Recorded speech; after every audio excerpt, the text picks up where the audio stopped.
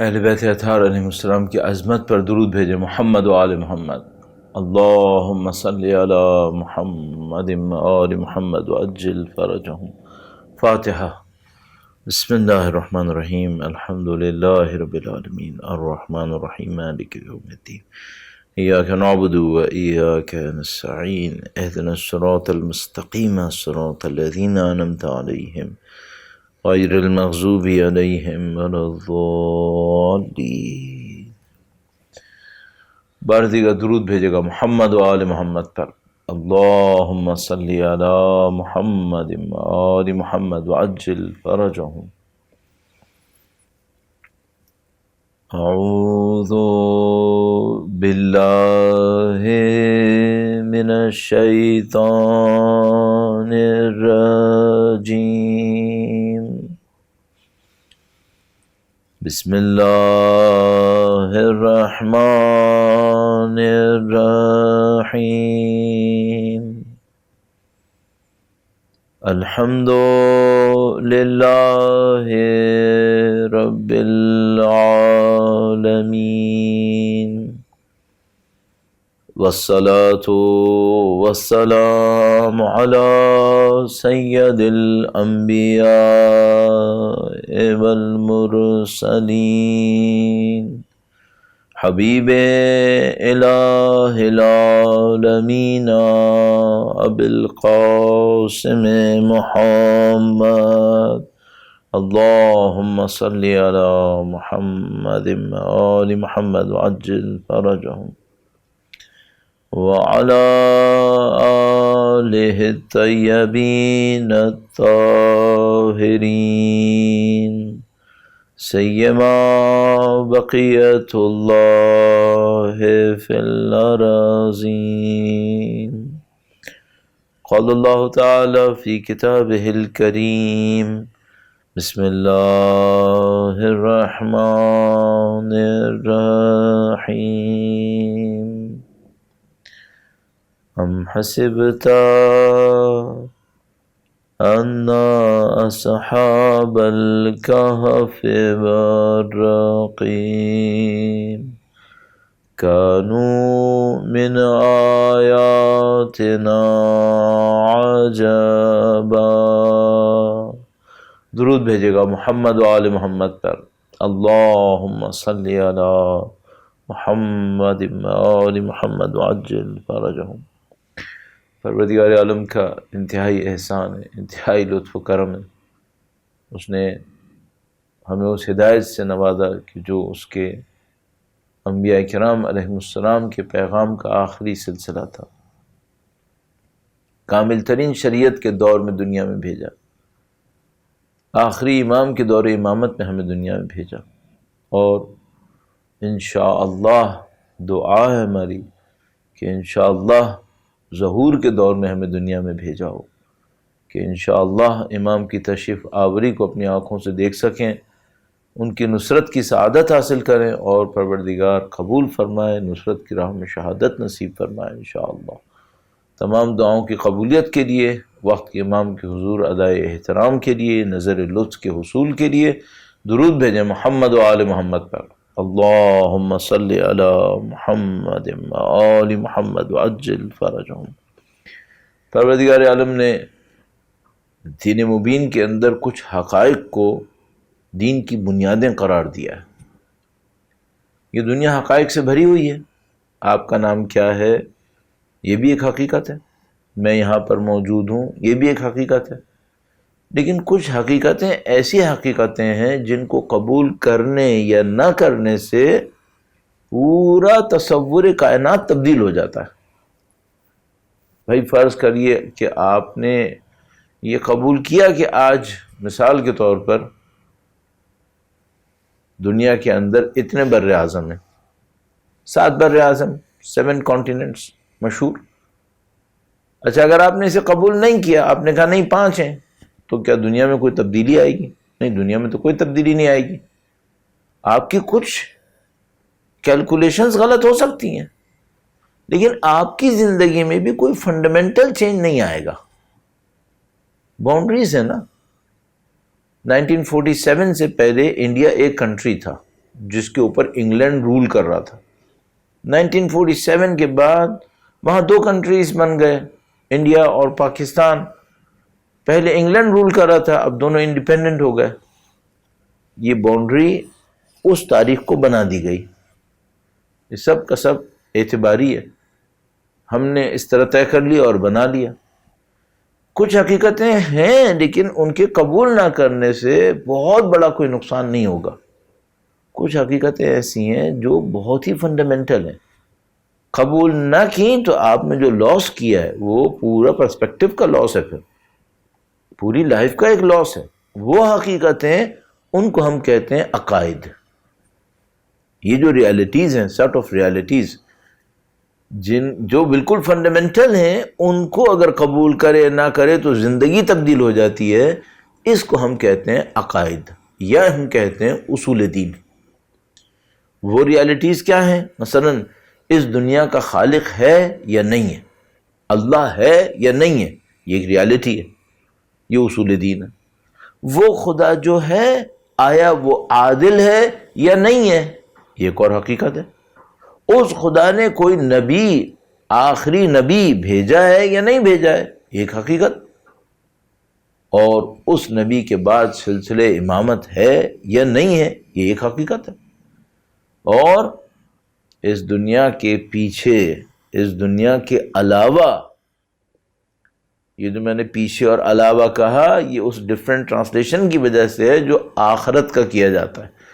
تو میں علاوہ کو پریفر کروں گا. اس دنیا کو جس کو میں اور آپ اپنی مادی آنکھوں سے دیکھتے ہیں, میٹیریل آئیز سے دیکھتے ہیں, اس کے بیانڈ کوئی اور ریالٹی آف لائف ہے یا نہیں ہے, اس کو ہم کہتے ہیں قیامت کا عقیدہ. البتہ کئی دفعہ عرض کر چکا ہوں, قیامت کا لفظ عقیدے کے طور پہ کہنا پارٹ آف بلیف ہے. اصل میں تو سمجھ لیجیے دوسری زندگی ہو گئی, اس کو کہتے ہیں آخرت, دوسری زندگی. تو یہ جو بلیف ہے وہ کیا ہے؟ وہ یہ کہ بھئی ایک دنیا آپ اپنی آنکھوں سے دیکھ رہے ہیں, میٹیریل آئیز سے, اس میں اتنے کانٹیننٹس ہیں, یہ پلانٹس ہیں, اور پتہ نہیں سولر سسٹم ہے, گیلیکسیز, ملکی ویز, یہ آپ دیکھ رہے ہیں. کیا اس کے بیانڈ کوئی نان میٹیریل ورلڈ بھی ہے؟ لائف کا کوئی نان میٹیریل آسپیکٹ بھی ہے؟ ہم کہتے ہیں ہاں ہے. جب انسان مرتا ہے تو کہاں جاتا ہے؟ میٹیریل ورلڈ سے فنش ہو جاتا ہے, کہیں اور جاتا ہے. ہاں کہیں اور جاتا ہے, کسی اور دنیا میں اس کی آنکھیں کھل جاتی ہیں. ہاں بالکل ایسی ہوتا ہے, ادر ورلڈ, ایک اور دنیا کے اندر. جتنا آپ محنت کریں اس دوسری دنیا کو سمجھنے کے اوپر, اتنا ہی آپ کی اس دنیا میں زندگی گزارنا بہتر سے بہتر ہوتا چلا جائے گا. اس سلسلے میں چند نکات عرض کروں گا اور موضوع سے متصل کریں گے. درود بھیجے گا محمد و آل محمد پر. اللہم صلی علی محمد آل محمد وعجل فرجہم. ہم سب اس حقیقت کو قبول کر رہے ہیں مسلمان ہونے کے ناطے, کسی بھی دین کا ماننے والا ہونے کے ناطے, کہ یہاں پر دنیا لمیٹڈ نہیں ہے. زندگی بس اس میٹیریل لائف کے اندر لمیٹڈ نہیں ہے, اس کے بعد زندگی ہے, بلکہ اصل میں وہی زندگی ہے. خداوند تعالی قرآن کریم میں فرماتا ہے ان دار الآخرۃ لہی الحیوان. اب وہ جو آخرت کے میں نے دو ترجمے کیے تھے, ٹرانسلیشنز کیے تھے, دی لاسٹ ون اور دی ادر ون, تو میں دی ادر ون کو پریفر کرتا ہوں. ان دار الآخرۃ لہی الحیوان, وہ جو ادر ون ہے, وہ جو ادر لائف ہے, that is the true life. خداوند تعالی فرما رہا ہے وہ ایکچولی لائف ہے. یہ جو ہے یہ کیا ہے؟ یہ بہت لمیٹڈ ہے, اس کے اندر ریسٹرکشنز بہت زیادہ ہیں, وہ اصل ہے. تو جتنا آپ محنت کر سکتے ہیں اپنی زندگی کے اندر, اس بات کے اوپر محنت کریں کہ یہ جو ریلیشن شپ ہے اس دنیا کا اور اس دنیا کا, اور اس دنیا کی ریالٹیز کیا ہیں, تو اس دنیا کے اندر زندگی گزارنا آسان سے آسان تر ہوتا چلا جائے گا, اور آپ کے لیے ان آبجیکٹیوز کو اچیو کرنا آسان ہو جائے گا جن کے لیے خدا نے خلق کیا ہے. اگر کوئی شخص آخرت کے معاملے کے اوپر صحیح توجہ نہ دے تو وہ کبھی زندگی کے مقصد کو حاصل نہیں کر سکے گا, اور زندگی کے مقصد کو حاصل نہیں کر سکے گا مطلب نصرت اہل بیت ختم کر ہی نہیں سکتا. اس کے لیے بہت ضروری ہے کہ انسان آخرت کے معاملے کے اوپر توجہ دے۔ اب یہاں پہ کچھ باتیں ہیں، ان کو میں عرض کرتے ہوئے اس کو تھوڑا الیبوریٹ کرنے کی کوشش کرتا ہوں۔ اگرچہ یہ ٹاپک تو ظاہر ہے بہت بڑا ہے، لیکن یہ ہمارا مین ٹاپک نہیں ہے، صرف اس کو ٹچ کریں گے۔ درود بھیجے گا محمد و آل محمد پر، اللہم صلی علی محمد و آل محمد وعجل فرجہم۔ جو مفسرین قرآن کریم کی تعلیمات کے اوپر محنت کرتے ہیں، وہ بیان کرتے ہیں کہ کم از کم قرآن کریم کی 1/3 آیات دی ادر ورلڈ کو ایکسپلین کرنے پر ہے، اس لائف کو ایکسپلین کرنے پر ہے، یا اس لائف پر توجہ دلانے کے لیے۔ آخرت میں یہ ہوگا، جنت میں یہ ہوگا، جہنم میں یہ ہوگا، خدا نے جنت کیوں بنائی ہے، خدا وہاں پہ کیا کرے گا، یہ سب کیوں خدا بیان کر رہا ہے؟ قرآن کریم جیسی کتاب میں 1/3 اس بات کے اوپر ہے۔ اس چیز سے سمجھ لیں کہ زندگی میں امپورٹنس کتنی ہے اس کی۔ اور یہ میں آپ کی خدمت میں عرض کرتا چلوں، وہ یہ کہ بہت کم لوگ ہیں جنہوں نے آخرت کے معاملے کے اوپر ریئلسٹک ٹرم کے اندر محنت کی ہوگی۔ اور بعض اوقات تو لوگ اسی وجہ سے دین سے دور ہو جاتے ہیں کہ وہ جو فکشن ٹائپ کی چیزیں ہم نے سوچی ہوئی ہیں آخرت سے، وہ ان کے دماغ میں فٹ نہیں ہو پاتی۔ ذرا سا ہم سوچیں تو بہت ساری چیزیں ایسی ہیں جو خدا متعال نے سمبولک کہی تھیں، ہم اس سمبولزم کو نہیں سمجھ پاتے، اس علامت کو سمجھ نہیں پاتے، اور بس سمجھتے ہیں کہ یہی ہوگا۔ اگر خدا متعال وہاں پہ 4 نہریں بتا رہا ہے کہ ایک پانی کی نہر ہے، ایک دودھ کی نہر ہے، ایک شہد کی نہر ہے، ایک شراب کی نہر ہے، تو آپ تو خود جانتے ہیں کہ قرآن کریم کے بیانات میں تمثیل ہوتی ہے، اس میں سمبلز ہوتے ہیں، علامتیں ہوتی ہیں، بات کہی جاتی ہے، مطلب اشارہ کسی اور طرف پہنچانا ہوتا ہے، چونکہ اس طرف کو ہم نے دیکھا نہیں ہوتا۔ تو خدا متعال اندیکھے کو بتائے تو اس کا راستہ یہ ہوتا ہے کہ جو دیکھا ہے اس کو بتائے اور اس سے کہے کہ اب تم خود سمجھنے کی کوشش کرو۔ ہم نے نہر دیکھی ہے، خدا نے نہر بولا، ہم نے دودھ دیکھا، خدا متعال نے دودھ فرمایا۔ لیکن اب آپ تصور کرو کہ جنت کے اندر واقعاً 4 ٹائپ کی لیکس بہہ رہی ہیں جس کے اندر دودھ ہے، لٹرلی دا ملک، جو ملک ہم جس کو کہتے ہیں وہ ہے، یا ہنی ہے، یا مثال کے طور پر۔ تو بھائی بندے خدا خود بھی تو سمجھنے کی کوشش کرو کہ خدا متعال کچھ اور بھی تو شاید ارشاد فرما رہا ہو، اور اس کے بعد پھر آخرت کے بارے میں سوچو۔ چلو اگر ان چیزوں پہ غور نہیں بھی کرنا تو ایک بات پہ تو غور کر لو، وہ کیا؟ آخرت میں ایک دفعہ چلے گئے پھر نام اعمال آپ نہیں بڑھا سکتے، آپ نہیں بڑھا سکتے۔ دوسرا آپ کے لیے کر دیں مرحوم کے اوپر رحم کھاتے ہوئے، وہ اچھی بات ہے، آپ نے کرنا ہے تو کیا کریں، آپ اپنے کرنا ہے تو آپ یہ سوچ کے جائیے گا کہ آپ تو یہاں سے تشریف لے جا رہے ہیں، لیکن جہاں آپ جا رہے ہیں وہاں آپ کی زندگی فار ایور ہے، ابدی زندگی ہے، آپ نہیں مرنے والے وہاں پہ زندگی ہے، خالدین فیہا ہے۔ اس کا مطلب کیا ہے؟ آپ کو یہاں سے اتنی ریسورسز لے کے جانی ہے کہ خالدین فیہا زندگی نپٹا سکیں، اتنا یہاں سے پک کرنا ہے۔ اس لیے مولا فرما رہے نہج و بلاغہ کے اندر، آہ من قلت الزاد بطول السفر، سفر تو بہت لمبا ہے اور جو زاد راہ ہے وہ بہت کم ہے۔ تو آپ اور میں بہت ہوشیاری سے کام کریں۔ میں بھی آپ سے عرض اس لیے کر رہا ہوں تاکہ میرے لیے لیسن بنے کہ بھائی میں اپنا وقت ضائع نہ کروں، مجھے اپنی آخرت بنانی ہے۔ اور یہ میں نے شاید آپ کی خدمت میں عرض کیا تھا کہ بھئی ہر چیز یہاں سے آخرت میں نہیں جاتی ہے، کچھ فلٹرز لگے ہوئے ہیں، ان کے ذریعے سے جاتی ہے۔ تو جتنا آپ اور میں اس کے اوپر محنت کریں گے کہ ہم نے اپنی آخرت کی طرف توجہ دینی ہے، اس سے فائدہ کیا ہوگا؟ اس میٹیریل ورلڈ سے ہمارے کنیکشنز تھوڑے سے، کنیکشنز کا مطلب کیا ہے؟ ڈیپینڈنس، اور ایسا کنیکشن کہ جس میں ہماری ویکنس کریٹ ہو رہی ہو، بلانگنگز ایسی، تو وہ تھوڑی کم ہو جائیں گی تاکہ ہم اہل بیت کی نصرت کے لیے تیار ہوں گے۔ اب ایک دیکھیے مثالیں جو آپ کی اور میری بالکل آنکھوں کے سامنے عرض کرتا ہوں، درود بھیجے گا محمد و آل محمد پر، اللہم صلی علی محمد و آل محمد وعجل فرجہم۔ بھائی یہ جو حضرت حر اتنی بڑی قربانی دے گئے، آخرت پہ توجہ تھی یا نہیں تھی؟ بالکل توجہ تھی، بالکل توجہ تھی۔ بی بی کی شفاعت پہ بھی توجہ تھی، تو قربانی دے دی. اگر آخرت پہ توجہ نہ ہوتی تو دنیا تو خطرے میں پڑی ہوئی تھی. یہ خود بتا رہا ہے کہ اگر کسی نے امام کی نصرت کرنی ہے تو اس کو اپنی زندگی میں پرائیورٹی سیٹ کرنی پڑے گی آخرت کے اوپر، ورنہ امام کی نصرت نہیں کر پائے گا. تو اب مثال کے طور پر آپ مجھ سے پوچھ سکتے ہیں کہ مولانا دنیا میں تو زندگی گزارنی ہے یا نہیں گزارنی؟ ہاں بالکل گزارنی ہے. جب یہاں پہ زندگی گزارنی ہے تو آخرت کو پرائیورٹی کیسے بنایا جائے؟ اس کو برج بناؤ آخرت کو بنانے کے لیے.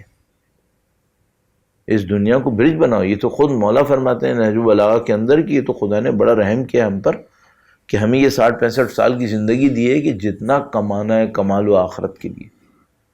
بونس اسٹیج ہے یہ، کم مدت لگاؤ زیادہ کمائی ہوگی. تو ہوشیار آدمی یہ کرے گا، وہ ہر چیز سے آخرت کی طرف توجہ دے گا، اہل آخرت ہوں گے. اور بہت خوبصورت ایک روایت ہے، بہت خوبصورت ایک روایت ہے، ابھی اس کے الفاظ میرے ذہن سے نکل رہے ہیں، لیکن امام نے ارشاد فرمایا، جہاں تک میرے ذہن میں مولا چوتھے سرکار کا بیان ہے، مولا امام زین العابدین علیہ السلام پر درود بھیجیں، محمد و آل محمد، اللہم صلی علی محمد و آل محمد. فرمایا یہ جو دنیا ہے اور آخرت ہے، ان دونوں کے کچھ ماننے والے ہیں جو ان کی اولاد ہیں. یہ جو دنیا کے ماننے والے ہیں نا، یہ ایسے ماننے والے ہیں کہ اس کی اولاد ہیں. اور کچھ آخرت کے ماننے والے ہیں، اور وہ ایسے آخرت کے ماننے والے ہیں کہ جیسے آخرت کے ہی اولاد ہیں. فرمایا کونوا ابناء الآخرہ، تم آخرت کے فرزند بنو، دنیا کے فرزند مت بنو. جو دنیا کا فرزند ہوگا وہ دنیا کے لیے جان دے گا، دنیا کو ڈیفینڈ کرے گا. جو آخرت کا فرزند ہوگا وہ آخرت کو بنائے گا. تم ابناء الآخرہ بنو، آخرت کے بچے بنو، آخرت کی اولاد بنو. تو آپ اور میں کیا کریں اپنی زندگی کے اندر؟ تھوڑے تھوڑے وقت پہ، ہوشیار آدمی کا یہ وقت زیادہ نہیں ہوگا، بہت جلدی جلدی ہوگا. نہیں ہوتا تو چلو 1 دن بعد، 2 دن بعد، 1 ہفتے بعد اپنے آپ کو ریویو کر لو، میری آخرت کیسی ہے. خداوند متعال قرآن کریم میں ارشاد فرماتا ہے، یہ جو تم دیکھتے ہو نا کہ ہم قوم یہود کو بتاتے ہیں کہ اگر تم اللہ کے ماننے والے ہو تو موت کی آرزو کرو، اگر تم کہتے ہو کہ تم اللہ کے محبوب بندے ہو تو موت کی آرزو کرو، فتمنوا الموت ان کنتم صادقین، موت کی آرزو کرو اگر تم سچ ہو. وَلَن يَتَمَنَّوْنَهُ أَبَدًا بِمَا قَدَّمَتْ أَيْدِيهِمْ، کبھی بھی موت کی آرزو نہیں کریں گے، کیونکہ جو انہوں نے اپنے آگے بھیجا ہے وہ ان کو پتہ ہے کہ ہم نے کیا بھیجا ہے. اس کا مطلب کیا ہے؟ اگر کسی نے آخرت تیار کر لی ہو تو موت کی آرزو بڑی زبردست کرے گا، ہر وقت موت کی آرزو میں رہے گا. اور اگر کسی نے نام اعمال آگے اچھا نہیں بھیجا ہے، یہ کبھی موت کو سوچے گا ہی نہیں. تو اب اگر فرض کریں، خدا نہ کرے نعوذ باللہ، فینومینا میں اپنے اندر یہ دیکھوں کہ بھائی میرا موت کی یاد پہ دل نہیں آتا، میرا دماغ ہی نہیں جا رہا اس پہ سوچنے کا، تو اس کا مطلب کیا ہے؟ خود بخود سمجھ جائے گا، اس کا مطلب ہے جو میں نے ابھی تک آگے بھیجا ہے نا وہ قابل قدر نہیں ہے، اچھا نہیں ہے. اگر ہوتا تو موت کے لیے سوچنا میرے لیے مشکل نہ ہوتا. خود بخود انسان جب اس انداز سے سوچنے لگتا ہے نا کہ بھائی میں نے آخرت پہ محنت کرنی ہے. اب ایک سادہ سی بات ہے، وہ یہ کہ بھائی آخرت میں مالک کون ہے؟ اس دنیا کے اندر تو دھوکہ ہی دھوکہ ہے، دارالغرور ہے. کبھی نظر آئے گا اللہ کا دشمن مالک ہے، کبھی نظر آئے گا پریزیڈنٹ وہ ہے، کبھی نظر آئے گا طاقت اس کے ہاتھ میں ہے. یہ سب کچھ نظر آتا رہے گا کہ بھائی دنیا میں میڈیا اس کے ہاتھ میں ہے، بینک اس کے ہاتھ میں ہے، طاقت اس کے ہاتھ میں ہے، انڈسٹری اس کے پاس ہے. یہ تو دنیا ہے نا، پیچھے کون ہے؟ ذرا سی آنکھیں بند کرو، اب طاقت کس کے پاس ہے؟ پھر حقیقت سمجھ میں آتی ہے کہ بھائی یہاں کچھ اور ہو رہا ہے. اور خدا بار بار وارن کر رہا تھا کہ دیکھو تمہیں دھوکہ نہ ہو جائے کہ جو یہاں پہ ہو رہا ہے اس کو دیکھ کے مرتے رہو. اب اس سلسلے میں اگر میں نصرت امام کی طرف عرض کروں تو ایک واقعہ آپ کی خدمت میں چھوٹا سا عرض کرتا ہوں. درود بھیجے گا محمد و آل محمد پر. اللہم صلی علی محمد و آل محمد وعجل فرجہم. گویا جہاں تک مجھے یاد آتا ہے واقعہ ہے مولا 7ویں امام موسیٰ کاظم علیہ السلام کا. اللہم صلی علی محمد و آل محمد. امام زندان میں تھے اور بہت سخت زندان تھا، آپ کو پتہ ہی ہے. کوئی اہل بیت کا چاہنے والا وہاں امام کی خدمت میں پہنچا، امام کی خدمت میں آیا. امام کو اس حالت زندان میں دیکھ کر گریہ کرنے لگا، رونے لگا۔ امام نے دیکھا کہ ان کا چاہنے والا ہے اور ان کی حالت دیکھ کر گریہ کر رہا ہے۔ امام نے فرمایا کیوں گریہ کر رہے ہو؟ کہنے لگا مولا مجھے آپ کی حالت دیکھ کر بہت غم ہو رہا ہے، آپ اس طرح زندان میں۔ امام نے کہا کہ ادھر دیکھو۔ اس نے ادھر دیکھا تو دیکھا باغ ہی باغ ہیں، سب سرسبز، شاداب، وسائل، سہولتیں، آسانیاں۔ اس نے دیکھا بہت خوش ہوا، کہنے لگا مولا یہ آپ کے پاس ہمیشہ رہتا ہے؟ امام نے فرمایا ہمیشہ رہتا ہے۔ اس واقعے کا مطلب کیا ہے؟ یہ دنیا دھوکے کی جگہ ہے، کوئی اس کے دھوکے میں نہ پھنس جائے۔ اس دنیا کے بعد جو دنیا ہے وہ اصل ہے، یہاں تو سب کچھ جو کچھ ہوگا وہ چند سال میں ختم ہو جائے گا۔ ہم جو زندہ ہیں اور وہ جو دنیا سے چلے گئے، ان دونوں میں صرف ایک فرق، وہ وہاں گئے جہاں ہم تھوڑی سی دیر میں چلے جائیں گے، زیادہ دیر ہم بھی نہیں رکیں گے یہاں پہ، نہ روکے گا خدا ہمیں، نہ ہمیں رکنا ہے، رکنا بھی نہیں ہے۔ کیوں؟ دار قرار یہ نہیں ہے، قرار مستقر ہونے کی جگہ یہ نہیں ہے، دار قرار وہاں ہے۔ بلکہ امام اپنی دعا میں فرماتے ہیں خدایا وہ جو آخرت ہے میری زندگی میں پست انسانوں سے فرار ہونے کا ذریعہ ہے۔ امام فرماتے ہیں جب میں اس دنیا میں رہتا ہوں نا تو مجھے پست انسانوں کا سامنا کرنا پڑتا ہے، سلیمان بن عبد الملک جیسے لوگوں کے سامنے زندگی گزارنی پڑتی ہے، اور جب وہ جو دار قرار ہے وہ کیا ہے؟ میرے لیے ان لعینوں سے، لعیموں سے فرار کا ایک ذریعہ ہے، ختم ہو۔ تو عزیزان محترم، اگر اہل بیت اطہار علیہ السلام کا کوئی چاہنے والا ہے اور امام کی نصرت کے لیے کچھ تیاری کر رہا ہے تو اس پوائنٹ کو توجہ دیجیے گا، آخرت کو سمجھے، آخرت کے لیے تیاری کرے۔ اب میں ایک وہ جملہ بھی بول دوں جو زیادہ تر ہم اوائڈ کر رہے ہوتے ہیں تاکہ لوگ اس کو کہیں اور مطلب نہ لے لیں، وہ کیا کریں؟ موت کی تیاری کرو بھائی، سیدھے لفظوں میں، اور کیا ہے؟ موت کی تیاری کرو، مرنا ہے۔ اب یہاں پہ میں کہیں جگہ پہ، کسی جگہ پہ گیا درس وغیرہ دینے کے لیے، پتہ نہیں مجلس تھی یا درس تھا، تو بعد میں ایک صاحب مجھے ملے، انہوں نے مجھے کہا کہ مولانا آپ موت کا بہت ذکر کرتے ہیں۔ میں نے کہا ہاں بھائی امپورٹنٹ ہے اس لیے کرتا ہوں۔ کہنے لگا نہیں مولانا موت کا زیادہ ذکر نہ کیا کریں، میری طبیعت میں الجھاؤ شروع ہو جاتا ہے، میری طبیعت الجھنے لگتی ہے۔ کیوں الجھتی ہے طبیعت؟ مرنا کیا مقدر نہیں ہے؟ تو اگر مرنے سے اتنا ہی ڈر لگتا ہے تو موت کی تیاری کر لو تاکہ موت سے ڈر نہ لگے۔ خدا نے مثال تو یہی کہتا ہے۔ اور اگر موت کے لیے تیاری ہو گئی تو پھر کیا معاملہ؟ پھر یہاں کیوں رکیں؟ یہاں پہ کیا پڑا ہے؟ ہاں موت کی تیاری نہیں ہوئی تو انسان رکے یہاں پہ تاکہ مرنے سے پہلے تیار ہو جائے، اور خدا نے مثال سے کہا خدا جلدی جلدی تیاری دے دے، نصیب فرما دے تاکہ انشاءاللہ یہاں سے رخصت ہونا۔ اور آسان مل موت الا القنطرہ، کربلا نے بہت کچھ سکھا دیا۔ سید الشہداء کے اصحاب جب جمع ہوئے عاشور کے دن، حملے کرنے میں تیزی کر رہے تھے۔ سید الشہداء نے دیکھا کہ میرا تو لشکر ختم ہو جائے گا، اتنی تیزی سے لوگ حملہ کر رہے ہیں۔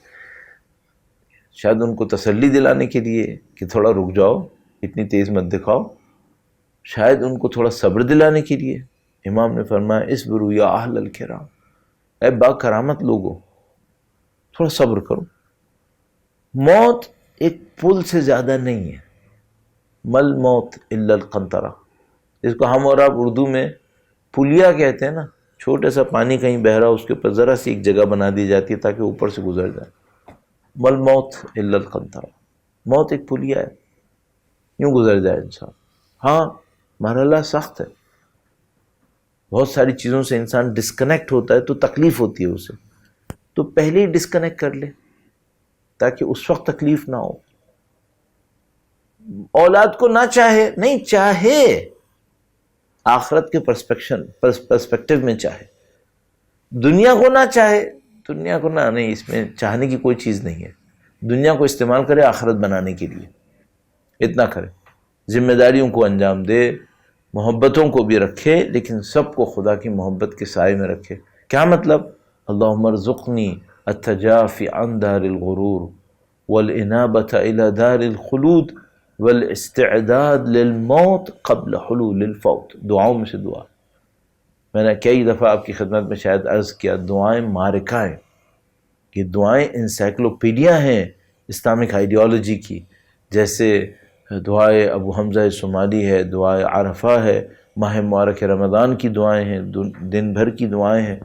فرمایا کہ اے خدایا ارزقنی التجافی عن دار الغرور، اس دھوکے کی دنیا سے مجھے اٹھنا نصیب کر دے، آسانی سے اٹھ جاؤں، اٹیچمنٹس اتنی زیادہ نہ ہو، میری بلانگنگز اتنی زیادہ نہ ہو، یوں اشارہ ملے اٹھ جاؤں۔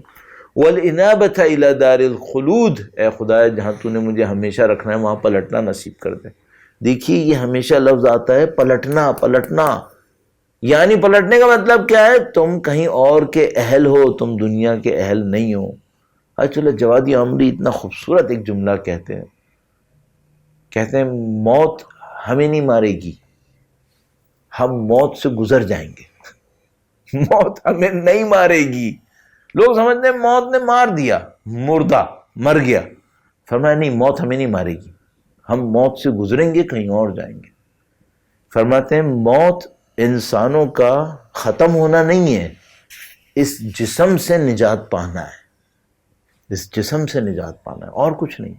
البتہ بعض لوگوں کا جسم بھی اتنا مبارک ہوتا ہے، اتنا بابرکت ہوتا ہے کہ خدا اس کو بھی ختم نہیں ہونے دیتا۔ شہر رے کے اندر عالم دین دفن 800-900 سال کے بعد ان کی قبر میں کہیں پانی گیا، بارش کی وجہ سے گری، لاشا بالکل ویسے ہی نکلا جیسے دفن ابھی ہوا ہے۔ یہ تو چلیے آپ کہیں گے ایران کی بات ہے، پرانی بات ہو گئی یہ وہ۔ ابھی کچھ عرصے پہلے میرے ایک اسٹوڈنٹ ٹائپ کا ایک لڑکا آتا ہے، میں لیکچرز میں آتا تھا، اب تو خیر وہ بھی بڑا آدمی ہے، تو اس نے بتایا کہ اس کی نانا کی قبر کھودنی پڑ گئی 8 سال کے بعد، دفن ہونے کے 8 سال بعد۔ تو کہنے کا ڈیڈ باڈی اتنی صحیح تھی کہ میں نے گردن کے نیچے ہاتھ رکھا تو مجھے لگا جیسے گردن کی نمی، ہیومیڈیٹی میرے ہاتھ پہ آ رہی ہے، 8 سال کے بعد، 8 سال کے بعد۔ تو کچھ کو تو خدا جسم بھی اتنا بابرکت ہوتا ہے، خدا اس کو بھی ضائع نہیں ہونے دیتا، اس کو بھی بچا کے رکھ لیتا ہے۔ پتہ نہیں اب اس میں کیا برکتیں ہوتی ہیں، ہمیں کیا معلوم۔ اور جو روح ہوتی ہے اس نے تو مرنا ہوتا ہی نہیں ہے، وہ تو جاتی آگے کے لیے ہے، اس کے اندر تو بقا کا عنصر اللہ کی روح میں سے پھونکا ہوا ہے۔ اور تب وہ جملہ جو مولا امیر المومنین کا ہے اور مختلف رسول گرامی سے منسوب بھی ہے، مولا امیر المومنین سے منسوب بھی ہے، علامہ طباطبائی بھی بہت یہ روایت عرض کرتے تھے، فرماتے تھے کہ انما خلقتم للبقاء لا للفنا، تم بقا کے لیے خلق ہوئے، فنا کے لیے خلق نہیں ہوئے۔ وَإِنَّمَا تُنْقَلُونَ مِنْ دَارٍ إِلَى دَارٍ، تم ایک گھر سے دوسرے گھر منتقل ہوتے چلے جاؤ گے۔ اس سے زیادہ ریالٹی نہیں ہے موت کی۔ موت صرف انتقال ہے، ایک جگہ سے دوسری جگہ منتقل ہو جانا۔ اور یہ جو عاشقان اہل بیت اطہار علیہ السلام نے یہ موت کی اس حقیقت کو گویا اہل بیت اطہار کی نورانیت کے صدقے میں ہضم کر گئے، ان کو سمجھ میں آ گئی، تو ان کے اندر سے جو ایک چیز کامن سارے اہل بیت کے چاہنے والوں میں ملے گی، موت سے بے خوف و خطر ہے، موت سے بے خوف و خطر ہے۔ وہ سبط جعفر صاحب کا مصرع، موت سے کیا خطر، موت سے کیا حذر، واقعاً بے خطر ہے، بڑھنے والے ہیں پھر اس سمت۔ اور کربلا کی یاد انسانوں کو اس لیے اور زیادہ بے خطر کر دیتی ہے، ڈر مار دیتی ہے موت کا۔ کیوں؟ بھائی میں مروں گا تو میرا امام حسین ہے، اللہ اکبر۔ یہ لوگ جو بعد اوقات مر جاتے ہیں ٹیمپرلی، پھر دوبارہ کچھ ہو جاتا ہے واپس آ جاتے ہیں، ان میں سے کچھ بتاتے ہیں کہ ہم جب اوپر گئے تو ہمیں لے جا رہا تھا کوئی، تو اچانک کوئی اور آیا اور اس نے کہا کہ اسے واپس بھیجو۔ کہا بھئی یہ تو مر چکا ہے، یہ تو ہم اس کو اوپر لے آئے۔ وہ مثلا ان کو دکھاتا ہے، کہتے ہیں امام حسین کی طرف سے حکم آیا واپس بھیجو۔ جو ان کا حکم قبول، واپس۔ حاکمیت مطلقہ ہے وہاں پر، اللہ کی دی ہوئی حاکمیت مطلقہ امام حسین۔ اہل بیت اطہار علیہ السلام کی عظمت وہاں ظاہر ہوگی، یہاں کیا، چھوٹی سی دنیا ہے تو۔ اور خود اہل بیت اطہار علیہ السلام اور جو ان کے ساتھ ہیں، ہمیں کیا معلوم کس کی کیا عظمت ہے، ہمیں تو ان کی عظمتیں بھی نہیں پتہ، لیکن کچھ روایات ہمارے پاس ہیں، کچھ نشانیاں ہمارے پاس ہیں، کچھ بیانات ہمارے پاس ہیں۔ اہل بیت اطہار علیہ السلام نہ بتاتے تو ہمیں تو پتہ نہیں چلنا تھا، لیکن انہوں نے بتا دیا۔ ایک روایت میں بیان کرتے ہیں، کہتے ہیں کہ ایک جوان کو مولا چھٹے سرکار کے سامنے لایا گیا، لانے کے بعد بتایا کہ اے امام، یہ آپ کے چچا حضرت عباس کی اولاد میں سے۔ روایت نے اس طرح سے ذکر کیا ہے، اب نہیں معلوم براہ راست اس نسل میں سے تھے یا کسی اور تعلق سے تھے۔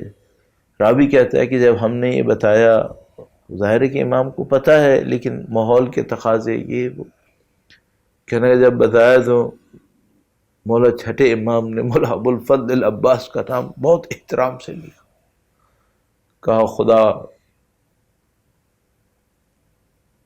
مولا ابو الفضل کے مقام کو اور بلند فرمائے۔ اس کے بعد فرمایا کہ میرے چچا عباس کو خدا نے جنت میں وہ مقام دیا ہے کہ دنیا کے سارے شہداء اس مقام کی حسرت کرتے۔ یہ جو ہمارے پاس روایت ہے حضرت جعفر طیار، ہمیں نہیں معلوم جنت میں مولا ابو الفضل کا مقام کیا ہے، نہیں معلوم۔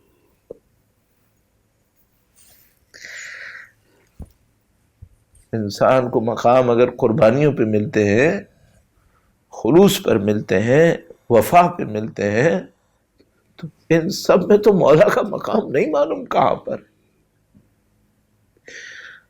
گویا مولا کی خلقت ہی، مولا ابو الفضل کی خلقت ہی ایک ہدف کے اوپر ہے، نہیں معلوم خداوند متعال کے نظام میں کیا کیا مصلحتیں ہیں، ہمیں کیا پتا۔ شروع زندگی سے ایک ہدف ہے، ایک مقصد ہے، امام حسین کا ساتھ دینا۔ معذرت کے ساتھ یہ جملہ اذکر، ارے جس کی ماں ام البنین ہو وہ اور کیا سیکھے گا،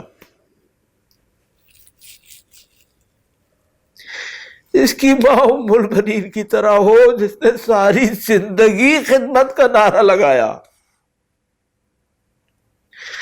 بیوی کے سامنے، بی بی سیدہ سلام اللہ علیہا کے ذکر کے سامنے اپنے آپ کو اتنا زیادہ متواضع رکھا کہ ہمیشہ ان کی خادمہ قرار دیا، ہمیشہ ان کی اولاد کی خدمت کرنے والا بنایا اپنے آپ کو۔ وہ جب اپنی اولاد کی تربیت کرے تو اس کو کیا تربیت دے گی؟ ادھر مولا امیر المومنین کی نسل طیبہ و طاہرہ، مولا ابو الفضل کو وہ پیکر بنا دیا کہ جو کربلا کے واقعے کے اندر حسین کا بھائی کہلائے، حسین کا بھائی بن کر سامنے آئے، بھائی تمام معنی کے اندر، وہ اخوت کہ جو اللہ کے نبی اور مولا امیر المومنین کے درمیان تھی، گویا وہ اخوت ایک بار پھر کربلا میں مولا ابو الفضل اور مولا سید الشہداء کے درمیان ظاہر ہو گئی۔ اور کتنا احترام کرتے تھے سید الشہداء مولا ابو الفضل العباس کا۔ عزیزوں، یہ روایت میں آپ کی خدمت میں عرض کر رہا ہوں، مستند روایت ہے، مستند روایت۔ جب شب عاشور سید الشہداء نے مولا ابو الفضل کو کہا کہ بھائی جاؤ وقت لے کر آؤ، عجیب جملہ کہا، واللہ عجیب جملہ کہا، بھائی جاؤ بے نفسی انت یا اخی، اے میرے بھائی میری جان تجھ پر قربان، تو جا۔ امام حسین کہہ رہے ہیں، سید الشہداء فرما رہے ہیں مولا ابو الفضل العباس کے لیے، نہیں معلوم اس کا راز کیا ہے، نہیں معلوم اس کی حقیقت کیا ہے، مولا ابو الفضل کے اندر وہ کون سے مدارج ہیں، وہ کون سی حقیقتیں ہیں جو وہاں پر آ گئی ہیں۔ اتنا احترام کر رہے ہیں سید الشہداء، اور ایک موقع کے اوپر مولا ابوالفضل عباس کبھی شب عاشور کے منظر میں، کبھی روز عاشور کے منظر میں، اور مختلف مقامات کے اوپر، کبھی پانی لانے کا معاملہ ہے فرات سے تو مولا ابوالفضل کی کوششیں ہیں، اور کبھی دشمنوں سے بات کرنی ہے تو مولا ابوالفضل کا نام ہے، اور کس جہاد کے ساتھ گئے عمر سعد اللعین سے بات کرنے کے لیے، اور کہا کہ آج رات کا وقت اور یہ خط کھچا ہوا ہے، اس سے آگے نہ آنا، اور مولا ابوالفضل نے برداشت کیا مولا سید الشہداء کے کہے پر۔ عزیزو، اگر کوئی شمشیر چلانا جانتا ہو اور اس سے کہو شمشیر چلائے تو معاملہ نہیں ہے، کسی شمشیر چلانے والے سے با وفا سے با غیرت سے کہو شمشیر نہ چلائے اور گفتگو کرے دشمن سے۔ اللہ اکبر، امتحان اس کو کہتے ہیں۔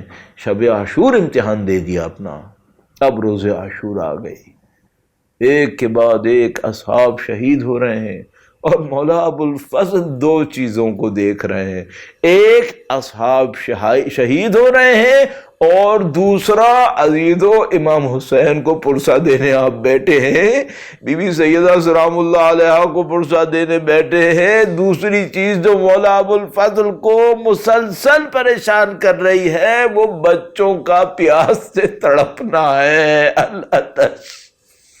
العطش کی ندائیں ہیں جس میں سید الشہداء کی مظلومہ بیٹی شامل ہے، اور مولا ابوالفضل کس طریقے سے برداشت کر رہے ہیں کہ بچی پیاس میں تڑپ رہی ہے۔ مولا ابوالفضل نے تحمل فرمایا۔ بس ایک موقع کے اوپر سید الشہداء کے سامنے آئے اور کہا کہ مولا اب مجھے جانے کی اجازت دیجئے۔ مولا ابوالفضل کو سید الشہداء نے دیکھا، کہا عباس تم تو ہمارا آسرا ہو، تم پہ دیکھ کر تو خواتین کو تسلی ہے، اور عباس تم چلے گئے تو لشکر کا کیا ہوگا؟ فرمایا میرے مولا لشکر ختم ہو گیا، اب کچھ نہیں ہے، اب میں جاؤں گا۔ اور فرمایا جاتے ہو تو بچوں کے لیے پانی کا بندوبست کرو۔ عزیزو، نہیں معلوم مخدرات عصمت و طہارت سے الوداع کیسے کیا، مجھ میں صحیح بات یہ ہے کہ طاقت نہیں ہے ان مصائب کو پڑھنے کی، نہ میرا پڑھنے کا انداز چاہے اچھا ہو، لیکن بس مجھے دو چار جملے جو پتہ ہیں وہ میں آپ کی خدمت میں عرض کر پاؤں گا۔ وہ یہ کہ مولا ابوالفضل کو جب بی بی زینب نے جاتے دیکھا ہوگا نا تو باپ کا وہ جملہ یاد آیا ہوگا کہ جب مولا امیر المومنین نے بی بی زینب سے کہا تھا کہ زینب تمہارے بازوؤں میں رسیاں بندھیں گی، اور بی بی زینب فرماتی ہیں کہ میں ساری زندگی سوچتی تھی کہ عباس جیسے بھائی کے ہوتے ہوئے بازوؤں میں کون رسی باندھ سکتا ہے، اور اب عباس جا رہے ہیں، اب رسیوں کا بندھنا نظر آ رہا ہے۔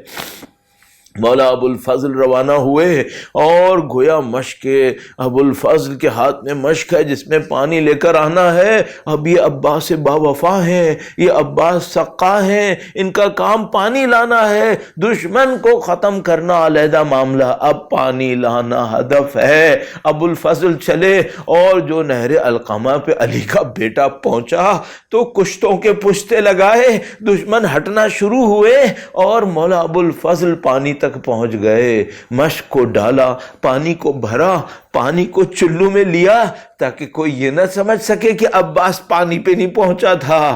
دیکھو ایک ایک روایت ہمارے پاس کنفرم ہو گئی کہ مولا ابوالفضل پانی تک پہنچے، چلو میں پانی کو لیا اور پانی نہیں پیا، پانی فرات پر ہی مار دیا۔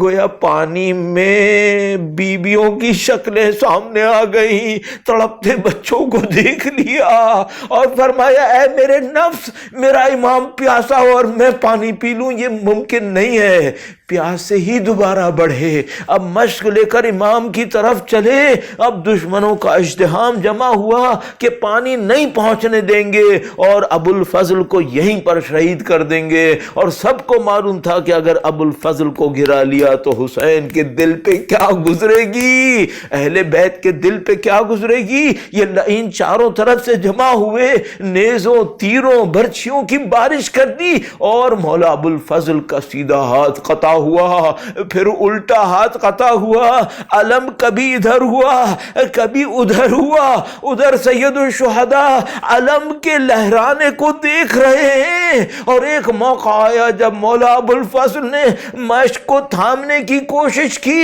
اور مشک زمین کے اوپر گری، تیر لگ گیا، پانی بہہ گیا، مولا ابو الفضل کی ہمتیں ختم ہونے لگیں، اور اس موقع کے اوپر مولا ابو الفضل گویا دوبارہ نہر کی طرف بڑھے کہ میں پانی لے کر آؤں، اور مولا ابو الفضل کو دشمنوں نے دوبارہ روک لیا، حملے بڑھنا شروع ہو گئے۔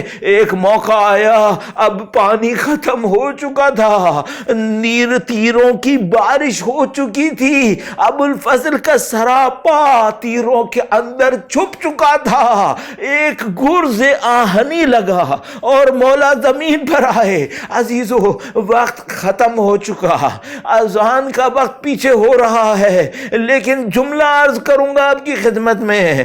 بی بی سیدہ سلام اللہ علیہا اپنے ماننے والوں کو کہتی ہیں، اس موقع کو یاد کرو جب میرے بیٹے کے سینے پر تیر لگے ہوئے تھے اور وہ زمین پر آیا تھا، ہاتھ قطع تھے، سینوں پہ تیر تھے، وہ زمین پہ کیسے آیا؟ مولا ابو الفضل زمین پر آئے، مولا سید الشہداء اپنے بھائی کو اٹھانے کے لیے چلے اور وہ جملہ ارشاد فرمایا، الان انکسرت ظہری، اب میری کمر ٹوٹی ہے۔ اور مولا سید الشہداء جب مولا ابو الفضل کے گھرانے پہنچے، کہا بھیا کوئی ایک آرزو کرو، ایک دفعہ بھائی تو کہو۔ بھائی نہ کہہ سکے، مولا ہی کہا، آقا ہی کہا، آرزو کر دی، اور آرزو میں کہا میرے مولا ایک آرزو رہ گئی ہے، اور وہ آرزو یہ ہے کہ میرا لاشا خیمے میں نہ لے کے جائیے گا، بچے منتظر ہیں پانی کے۔ ارے وہ مجاہد وہیں رہ گئے، آج تک دور رہے، اور حرم خیام حسینی کا دفاع کرنے والے ابو الفضل آج تک محافظ ہے، وہ آج بھی محافظ ہے۔ الا لعنت اللہ علی القوم الظالمین، وَسَيَعْلَمُ الَّذِينَ ظَلَمُوا أَيَّ مُنْقَلَبٍ يَنْقَلِبُونَ۔ پروردگار تجھے واسطہ مولا ابو الفضل کا، ان کی شہادت کا واسطہ پاک پروردگار، اس خلیل کو اپنی بارگاہ میں قبول فرما، ان کی نورانیت سے ہمیں، ہماری نسلوں کو، مرحومین کو منور فرما۔ اے پاک پروردگار دنیا اور آخرت میں اہل بیت کی ہمراہی نصیب فرما۔ اے پاک پروردگار تجھے مولا ابو الفضل کی شہادت کا واسطہ ہمارے مرحومین کے تمام گناہان صغیرہ و کبیرہ کی مغفرت کرتے ہوئے ہمیں اہل بیت کی جوار رحمت، ان کی نظر شفقت نصیب فرما، وقت کے امام کی نصرت اور نصرت کی راہ میں شہادت نصیب فرما۔ ربنا تقبل منا انك انت السميع العليم وتب علينا انك انت التواب الرحيم بجاه محمد وإترته الطاهرين۔ اللهم صل على محمد وآل محمد وعجل فرجهم۔